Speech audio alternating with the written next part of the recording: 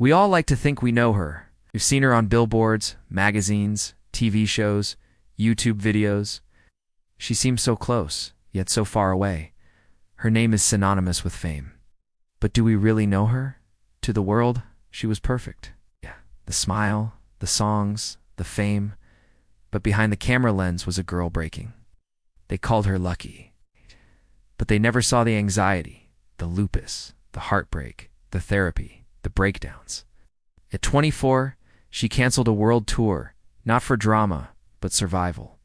She admitted it. I was addicted to needing to be liked. But that's when the healing began. She turned pain into purpose and made vulnerability her superpower. This is not a story of a pop star. It's a story of a human who kept showing up, even when it hurt.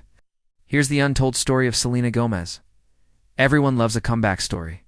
We love seeing people fall down and rise again. It makes us feel better about our own struggles, because if they can overcome their problems, so can we. And Selena has given us so many of these moments. From being an awkward kid in Texas, she became the most famous teenager on the planet, starring in Wizards of Waverly Place, the highest-rated kids show of its time. Disney executives called her a once-in-a-generation talent. By age 16, she was already a household name. And then came the music. In 2010, Selena released her first album, Stars Dance. It debuted at No. 1 on the Billboard charts. From there, everything seemed to move faster. She became one of the most followed celebrities on social media. But it was during this time that things started to unravel. Selena had always struggled with anxiety, but now panic attacks were crippling her. She would wake up in the middle of the night convinced she was having a heart attack. At shows, her heart would race as fans screamed and she would freeze. On stage, she felt trapped. In a later interview, she would say, "I didn't want to be seen. There were people who loved me and literally wanted to rip my heart out." Behind the scenes, she was spiraling. Then came the kidney transplant. In September 2017, Selena revealed that she had been suffering from lupus for years. This is an autoimmune disease where the body mistakenly attacks its own tissues. Her only option was a kidney transplant. Luckily, her friend, Francia Reza, was a match. But as fans mourned over Selena's health, rumors swirled online. Some said that Francia had only donated the kidney to get closer to Selena's family. Others said that Selena had paid her. How could anyone be so cruel? The truth is, organ donation is a generous gift, but it's also a serious medical procedure. The donor has to go through months of testing. Both recipients have to take anti-rejection drugs for the rest of their lives. When both Selenas were interviewed about the surgery, they were angry. "I'm not willing to accept the narrative that my friend did this out of any obligation other than her love and generosity," Selena would write on Instagram. But the damage was done. Her body was healing, but Selena still had nightmares about her transplant. "I would wake up and look at my scar and I would think, what does this mean? What does this mean?" Selena would later tell Billboard magazine, "As the anxiety lifted, something new emerged." Looking in the mirror, Selena no longer recognized the person staring back at her. She had developed a rare side effect from her medication. She had gained over 50 pounds, and her face was puffy. The internet exploded.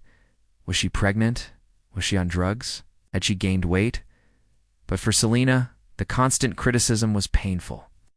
She was already struggling with her body image, and now she could unescape the judgmental eyes of the world.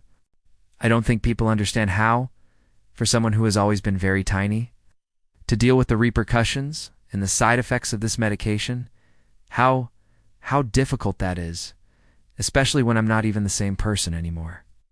I am more than happy to take this medication, but it's the side effects. I'm not trying to see my body type change all the time. During this time, Selena threw herself into work, releasing hit after hit. Look at Her Now and Lose You to Love Me, becoming anthems for the heartbroken around the world. But the pain was still there. I've had moments where I've been really unhealthy, where I wasn't eating, and I was just, going through the motions, and I was kind of a zombie. And I didn't really know what I was doing. I stopped caring.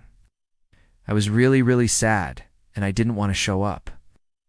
I was just going through the motions of what I was supposed to do, but I wasn't necessarily there.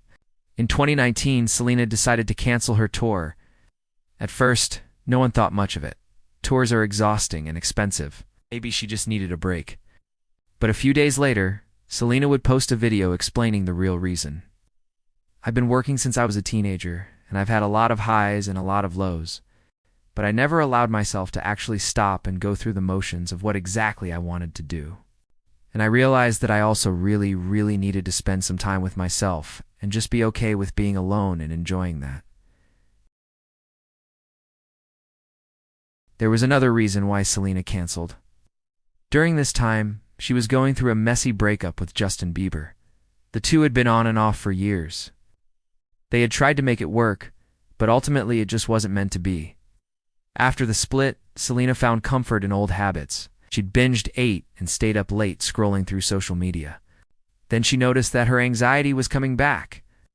In January 2020, she would check into a mental health facility for 80 days. When I went to treatment, it was the happiest I've ever been because I was finally being seen. And when I saw my team, my friends, and my family all rally up to say, "How are we going to make sure that this never happens again?" That was the first time I went, wow, I matter. Today, Selena is happier than she has ever been. She has redefined success on her own terms. She's launched a makeup line for all skin types and has become an ambassador for mental health. It's okay to not be okay, but it's not okay to stay there. You have to go and sit with that feeling. I'm just going to be honest. There are some days when it's hard to come forward and share, but I've found the more I do it, the more I realize that I'm helping others. Looking back, Selena says that her diagnosis was a blessing in disguise. Had I not gone through that, I wouldn't have met the incredible people in my life that saved my life. I'm very grateful for what my struggle became. Selena's story is a reminder that we all struggle. We all stumble. Sometimes we need help. That's okay. What matters is that we keep showing up, that we try again. Here's the thing, we will all face challenges in our lives. We will all experience loss, grief, disappointment. It's part of the human condition.